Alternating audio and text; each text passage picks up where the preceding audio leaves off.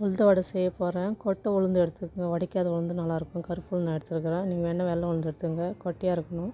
வடிக்காத உளுந்து நல்லா ஊற வச்சு மூடி போட்டு ஊற வச்சுருங்க. நல்லா ஊறிடுச்சு.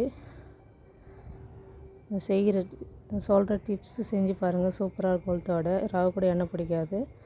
ஒரு மிக்ஸி ஜாரில் மாற்றிக்கலாம். கழுவி வச்சுருக்கேன். ஒரு ஸ்பூன் எண்ணெய் ரவுண்ட் தண்ணி போட்டு நல்லா கெட்டியாக அரைச்சி எடுத்துக்கோங்க. மிளகு, ஜீரகம், கொத்தமல்லி, கருவேப்பிலை, வெங்காயம் பொடிசாக கட் பண்ணி வச்சுருக்கேன். கடலமாவு ஒரு ஸ்பூனு, உப்பு, ஜோடா உப்பு போட்டு நல்லா கெட்டியாக பிசைஞ்சு எடுத்துக்கோங்க. பேக்கிங் சோடா போட்டால் போடுங்க, இல்லை போடலாம் பரவாயில்ல. தேங்காய் துருவி வச்சுருக்கேன். இல்லை கட் பண்ணி கூட நீங்கள் போட்டுக்கோங்க. நல்லா போட்டு கிளறி விட்டுக்குங்க.